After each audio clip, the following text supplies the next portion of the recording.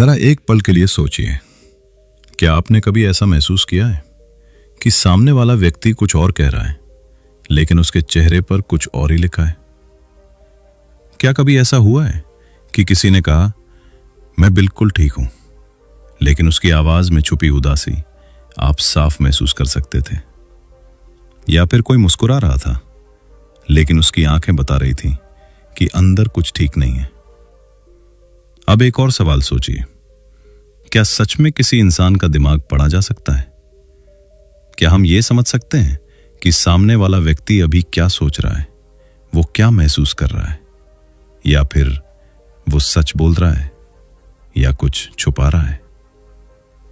सुनने में ये किसी जादू जैसी शक्ति लगती है, लेकिन सच्चाई ये है, माइंड रीडिंग कोई जादू नहीं है, ये कोई सुपर नेचुरल पावर भी नहीं है।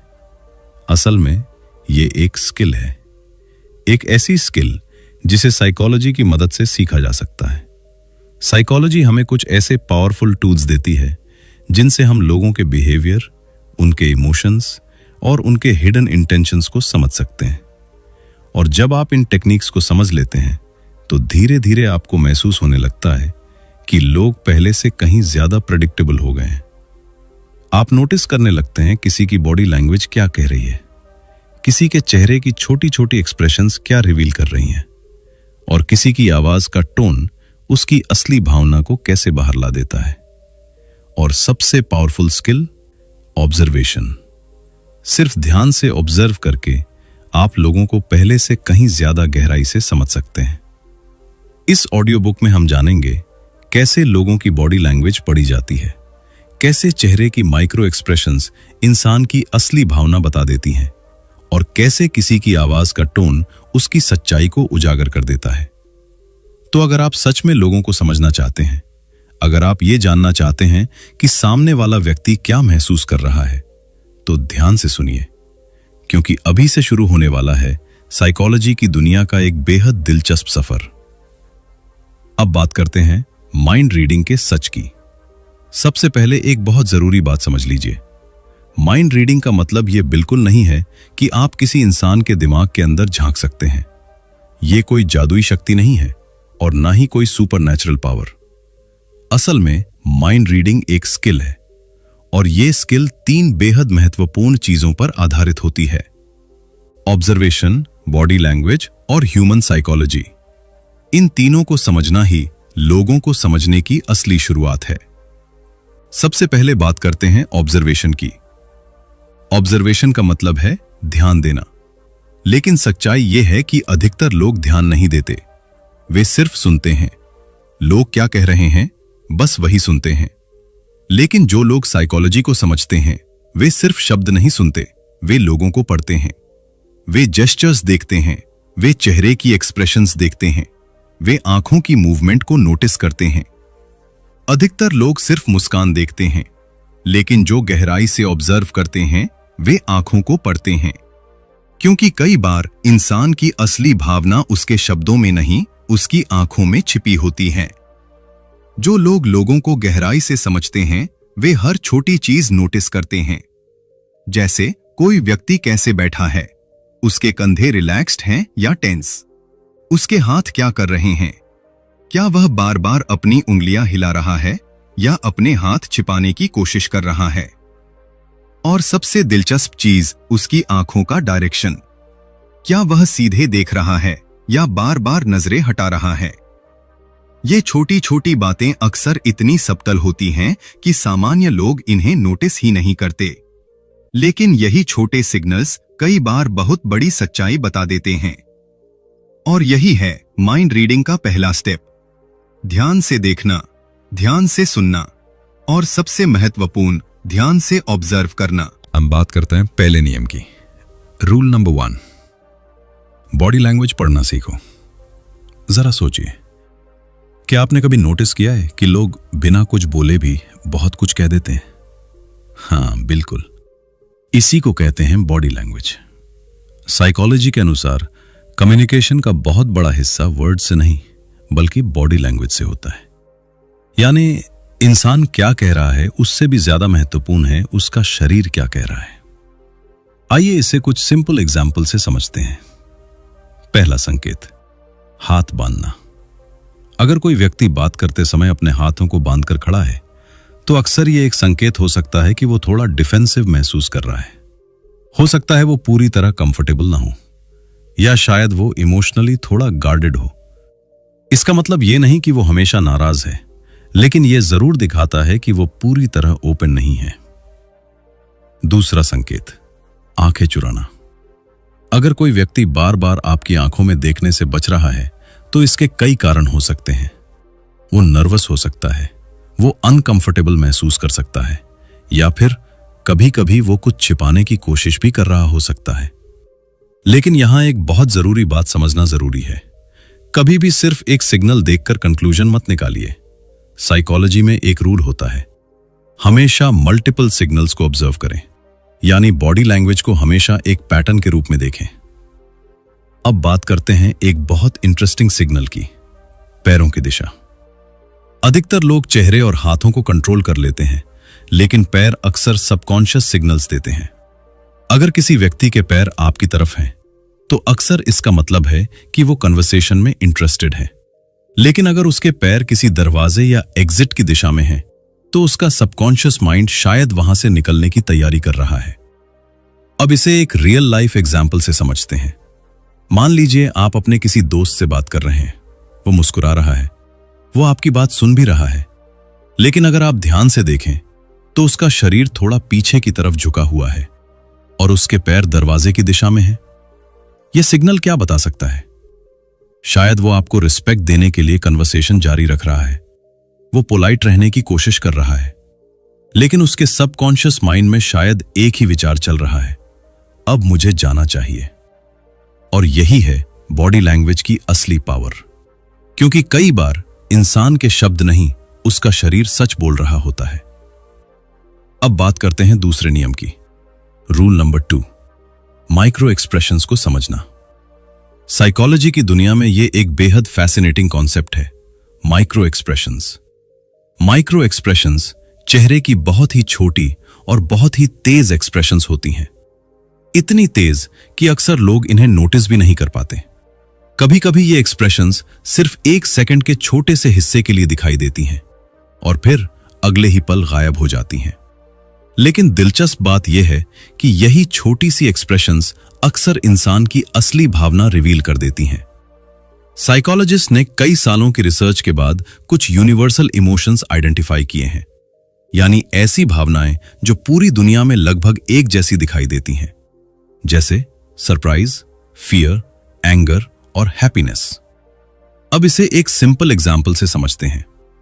मान लीजिए कोई व्यक्ति आपको बधाई दे रहा है, वो मुस्कुरा रहा है, वो कहता है, कांग्रेचुलेशंस, मुझे बहुत खुशी हुई। सब कुछ बिल्कुल नॉर्मल लगता है, लेकिन अगर आप बहुत ध्यान से देखें तो एक फ्रैक्शन ऑफ सेकंड के लिए उसके चेहरे पर इरिटेशन या जेलसी जैसा एक्सप्रेशन दिखाई देता है और अगले ही पल वो फिर से मुस्कुराने लगता है। यही होता है माइक्रो एक्सप्रेशन। यह छोटा सा सिग्नल यह बता सकता है कि शायद वो व्यक्ति बाहर से खुश दिख रहा है, लेकिन अंदर से उतना खुश नहीं है। अब एक और सिचुएशन सोचिए, कोई व्यक्ति अचानक कोई सरप्राइजिंग या शॉकिंग बात सुनता है। एक पल के लिए उसके चेहरे पर डर जैसा एक्सप्रेशन आता है, लेकिन तुरंत ही वो उसे छिपाने की कोशिश करता है। अगर आप उस मोमेंट को नोटिस कर लें तो आपको समझ में आ सकता है कि उस बात ने उसे अंदर से डिस्टर्ब किया है। यही माइक्रो एक्सप्रेशंस की खासियत है। वे बहुत छोटे होते हैं लेकिन बहुत सच्चे होते हैं, क्योंकि ये एक्सप्रेशंस हमारे सबकॉन्शियस माइंड से आते हैं और सबकॉन्शियस माइंड अक्सर सच छिपाने में उतना अच्छा नहीं होता। इसलिए माइक्रो एक्सप्रेशंस हमें यह सिखाते हैं कि कभी-कभी इंसान जो महसूस करता है और जो दिखाता है, उन दोनों के बीच एक बहुत बड़ा फर्क होता है। अब बात करते हैं तीसरे नियम की, रूल नंबर 3, वर्ड से ज्यादा टोन को समझो। एक छोटा सा एक्सपेरिमेंट सोचिए। मान लीजिए कोई व्यक्ति आपको सिर्फ 2 शब्द कहता है, ठीक है, बस 2 शब्द। लेकिन अगर यही 2 शब्द 3 अलग अलग टोन्स में बोले जाएं, तो उनका मतलब पूरी तरह बदल सकता है। अगर कोई हंसते हुए कहे, ठीक है, तो ये फ्रेंडली लगता है, ऐसा लगता है जैसे सब कुछ नॉर्मल है। लेकिन अगर कोई धीरे से कहे ठीक है, तो शायद वो थोड़ा नाराज है या शायद अंदर ही अंदर अपसेट है। और अगर कोई बिल्कुल ठंडे टोन में कहे ठीक है, तो कई बार इसका मतलब होता है कि वो व्यक्ति खुश नहीं है, लेकिन वो अपनी भावना छिपा रहा है। अब जरा सोचिए, शब्द तो वही है, लेकिन मीनिंग क्यों बदल गया? क्योंकि कम्युनिकेशन में शब्दों से भी ज्यादा इंपॉर्टेंट होता है टोन। साइकोलॉजी में इसे कहा जाता है पैरालिंग्विस्टिक क्यूज, यानी आवाज से जुड़े वे सिग्नल्स जो इंसान की असली भावना को रिवील करते हैं, जैसे आवाज की स्पीड, आवाज का वॉल्यूम, आवाज की पिच और बोलते समय आने वाले पॉजेस। ये सभी चीजें मिलकर किसी व्यक्ति की इमोशनल स्टेट के बारे में बहुत कुछ बता देती हैं। अब एक सिंपल एग्जाम्पल लेते हैं। कोई व्यक्ति कहता है मैं ठीक हूं। शब्दों में सब कुछ ठीक लगता है, लेकिन अगर उसकी आवाज धीमी हो, अगर वो आंखें नीचे कर ले और अगर उसके शब्दों के बीच लंबा पॉज हो, तो ये एक संकेत हो सकता है कि शायद वो सच में ठीक नहीं है। और यही वो जगह है जहां सेंसिटिव लिसनर्स अलग नजर आते हैं। वे सिर्फ शब्द नहीं सुनते, वे टोन सुनते हैं। वे आवाज के पीछे छिपी भावना को समझने की कोशिश करते हैं, क्योंकि कई बार इंसान के शब्द सच नहीं बताते, लेकिन उसकी आवाज सारी सच्चाई खोल देती है। अब बात करते हैं चौथे नियम की, रूल नंबर 4, बिहेवियर पैटर्न्स को पहचानना। साइकोलॉजी का एक बहुत महत्वपूर्ण सिद्धांत है, हर इंसान का एक बिहेवियर पैटर्न होता है। जिस तरह हर व्यक्ति की हैंडराइटिंग अलग होती है, उसी तरह हर इंसान का बिहेवियर भी अपना एक अलग पैटर्न बनाता है। कुछ लोग बहुत एनर्जेटिक होते हैं, कुछ लोग शांत रहते हैं, कुछ लोग जल्दी बोलते हैं और कुछ लोग सोचकर धीरे धीरे बोलते हैं। ये सब मिलकर एक इंसान का नॉर्मल बिहेवियर पैटर्न बनाते हैं। और जब आप किसी व्यक्ति को लंबे समय तक ऑब्जर्व करते हैं, तो धीरे धीरे आपको उसका ये नॉर्मल पैटर्न समझ में आने लगता है। अब एक सिचुएशन इमेजिन कीजिए। मान लीजिए आपका एक दोस्त है जो हमेशा कॉन्फिडेंट रहता है। वो साफ और क्लियर बोलता है, वो आंखों में देखकर बात करता है, उसकी बॉडी लैंग्वेज रिलैक्स्ड रहती है। कुल मिलाकर वो हमेशा कंफर्टेबल और सेल्फ अश्योर्ड दिखता है। लेकिन एक दिन अचानक आप नोटिस करते हैं कि उसका बिहेवियर बदल गया है। वो थोड़ा नर्वस दिख रहा है, वो बार बार अपना फोन चेक कर रहा है, वो आंखों से कांटेक्ट अवॉइड कर रहा है और ऐसा लग रहा है कि वो कॉन्वर्सेशन जल्दी खत्म करना चाहता है। अब यहां सबसे इंपॉर्टेंट बात क्या है? बिहेवियर में आया हुआ चेंज। क्योंकि जब कोई व्यक्ति अपने नॉर्मल पैटर्न से अलग बिहेव करने लगता है, तो अक्सर यह एक सिग्नल होता है कि कुछ अलग चल रहा है। शायद वो स्ट्रेस है, शायद उसके मन में कोई चिंता है, या शायद वो किसी सिचुएशन से अनकंफर्टेबल महसूस कर रहा है। इसी तरह अगर कोई व्यक्ति लगातार बार बार अपना फोन चेक करता रहता है, तो यह कई चीजों का संकेत हो सकता है। हो सकता है वो बोर्ड हो सकता है वो एंग्शियस हो, या शायद उसका ध्यान कहीं और लगा हुआ हो। साइकोलॉजी में बिहेवियर पैटर्न्स एक तरह के बेसलाइन की तरह होते हैं। बेसलाइन हमें यह समझने में मदद करता है कि किसी व्यक्ति का नॉर्मल बिहेवियर कैसा है, और जब हमें यह बेसलाइन समझ में आ जाता है, तो हम आसानी से पहचान सकते हैं कि कौन सा बिहेवियर नॉर्मल है और कौन सा बिहेवियर अनयूजुअल। और अक्सर यही अनयूजुअल बिहेवियर हमें सबसे महत्वपूर्ण क्लूज देता। अब बात करते हैं 5वें नियम की, रूल नंबर 5, साइलेंस की पावर। अब मैं आपको एक ऐसी टेक्निक बताने जा रहा हूं जो सुनने में बेहद सिंपल लगती है, लेकिन असल में ये साइकोलॉजी की सबसे पावरफुल टेक्निक्स में से एक है। और वो टेक्निक है साइलेंस, यानी चुप रहने की शक्ति। अधिकतर लोग साइलेंस से अनकंफर्टेबल हो जाते हैं। जब भी कॉन्वर्सेशन में कुछ सेकंड का पॉज आता है, तो लोग तुरंत उस साइलेंस को भरने की कोशिश करते हैं। वे जल्दी से कुछ बोलना चाहते हैं, क्योंकि साइलेंस उन्हें अजीब लगता है। लेकिन साइकोलॉजी हमें एक अलग ही बात सिखाती है। अगर आप थोड़ी देर चुप रहना सीख जाएं, तो कई बार सामने वाला व्यक्ति खुद ही ज्यादा बोलने लगता है। और दिलचस्प बात यह है, कई बार वो ऐसी बातें भी बता देता है जो वो पहले छिपाना चाहता था। सोचिए, जब आप तुरंत जवाब देने की बजाय बस शांत रहकर सामने वाले को देखते हैं, तो अक्सर उसे लगता है कि शायद उसे और एक्सप्लेन करना चाहिए, और फिर वो बोलना शुरू कर देता है। यही कारण है कि ये टेक्निक कई प्रोफेशनल सिचुएशंस में इस्तेमाल होती है, जैसे इंटरव्यूज में, नेगोशिएशंस में और इन्वेस्टिगेशंस में भी। क्योंकि जब एक व्यक्ति शांत रहता है और सिर्फ ध्यान से सुनता है, तो सामने वाला व्यक्ति अक्सर खुद ही ज्यादा इंफॉर्मेशन रिवील कर देता है। और यही साइलेंस की असली ताकत है, क्योंकि कई बार बहुत ज्यादा बोलने से बेहतर होता है सिर्फ ध्यान से सुनना। याद रखिए, कभी कभी शब्दों से ज्यादा पावरफुल होता है साइलेंस।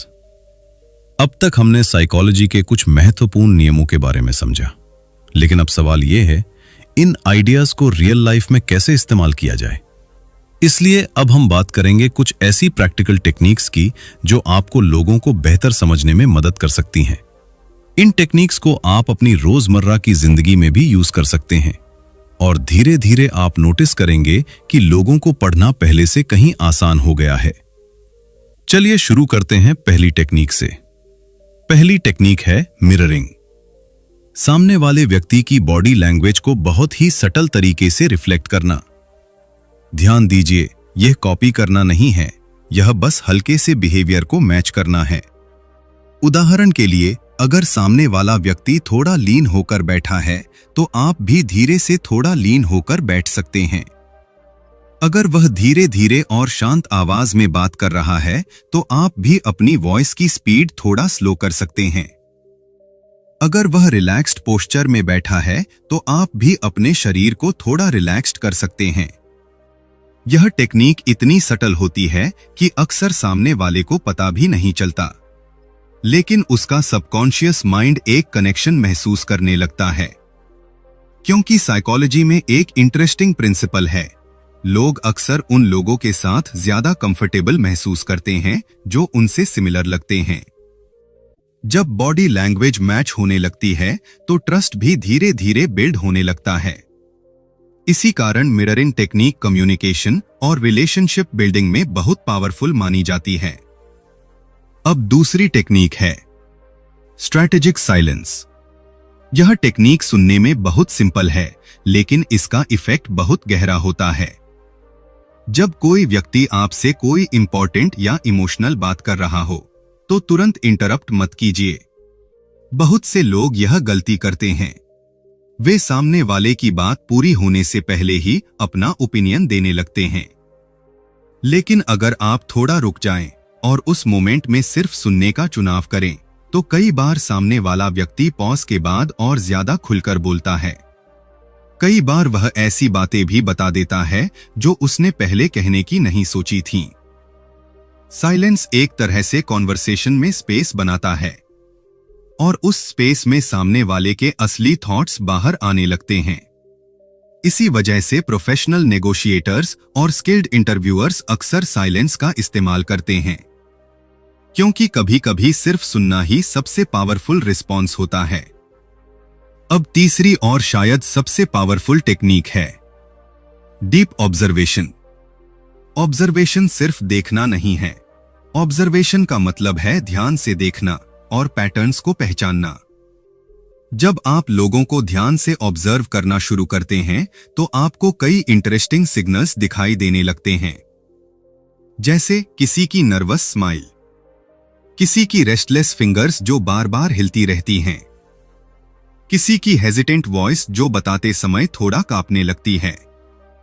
ये सब छोटे छोटे सिग्नल्स होते हैं, लेकिन जब आप इन्हें नोटिस करना शुरू करते हैं, तो आपको धीरे धीरे लोगों के बिहेवियर के पैटर्न्स समझ में आने लगते हैं।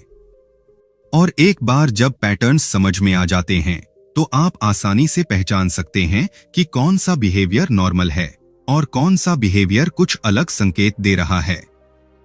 समय के साथ आपकी ऑब्जर्वेशन स्किल इतनी स्ट्रांग हो सकती है कि बिना ज्यादा शब्दों के भी आप लोगों की फीलिंग्स और इंटेंशंस को समझने लगेंगे। और यही है रियल लाइफ माइंड रीडिंग का असली रहस्य। यह जादू नहीं है, यह बस ध्यान, समझ और ऑब्जर्वेशन की शक्ति है। अब आगे बढ़ने से पहले एक बहुत जरूरी बात समझना जरूरी है। एक वार्निंग, साइकोलॉजी की जो टेक्निक्स आपने अभी सीखी हैं, वे बहुत पावरफुल हैं, लेकिन हर पावरफुल स्किल की तरह इनका सही इस्तेमाल भी उतना ही जरूरी है। इन स्किल्स का इस्तेमाल कभी भी लोगों को मैनिपुलेट करने के लिए नहीं करना चाहिए, क्योंकि मैनिपुलेशन का मतलब होता है किसी की भावनाओं या कमजोरियों का फायदा उठाना। और जब कोई व्यक्ति ऐसा करता है तो वो ट्रस्ट को धीरे धीरे नष्ट कर देता है। याद रखिए, ट्रस्ट बनाना बहुत मुश्किल होता है, लेकिन उसे तोड़ना बहुत आसान होता है। साइकोलॉजी का असली उद्देश्य लोगों को कंट्रोल करना नहीं है, बल्कि उन्हें समझना है। इन स्किल्स का सही उपयोग कहां होना चाहिए? सबसे पहले बेहतर कम्युनिकेशन में। जब आप लोगों की बॉडी लैंग्वेज समझते हैं, उनकी आवाज के टोन को पहचानते हैं और उनके बिहेवियर पैटर्न्स को नोटिस करते हैं, तो आप उनसे ज्यादा संवेदनशील और समझदारी से बात कर पाते हैं। आप ये समझ पाते हैं कि सामने वाला व्यक्ति अभी क्या महसूस कर रहा है, और इससे कॉन्वर्सेशंस कहीं ज्यादा मीनिंगफुल बन जाती हैं। दूसरा उपयोग है स्ट्रॉन्ग रिलेशनशिप्स बनाने में। हर रिलेशनशिप की नींव होती है समझ और एम्पैथी। जब आप किसी व्यक्ति की भावनाओं को समझते हैं, तो आप उसके साथ ज्यादा ऑनेस्ट और सपोर्टिव हो पाते हैं, और यही चीज दो लोगों के बीच गहरा कनेक्शन बनाती है। तीसरा उपयोग है बेटर लीडरशिप। एक अच्छा लीडर वही होता है जो सिर्फ लोगों को आदेश नहीं देता, बल्कि उन्हें समझता भी है।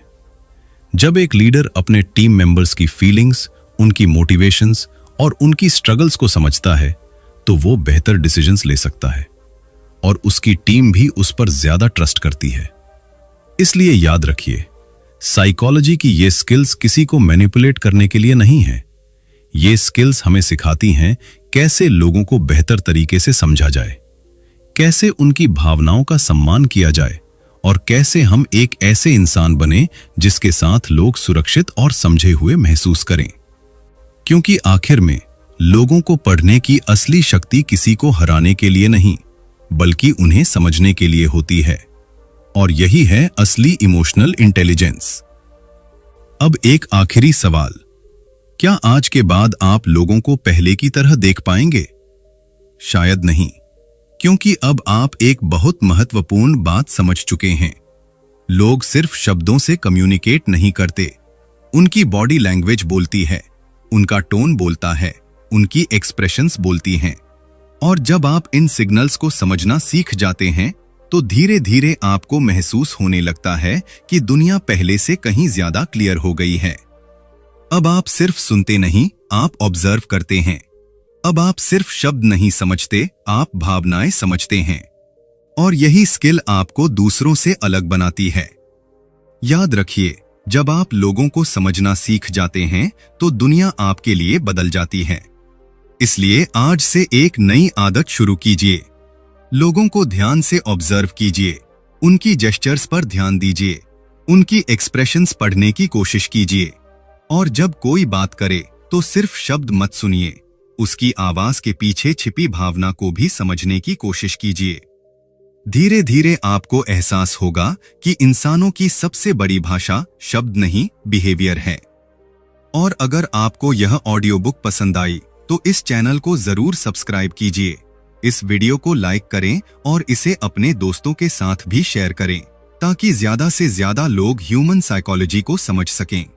और अगर आप चाहते हैं ऐसी ही पावरफुल साइकोलॉजी ऑडियो बुक्स, तो जुड़े रहिए इस चैनल के साथ, क्योंकि यहाँ हम सीखते हैं खुद को समझना और लोगों को बेहतर तरीके से समझना।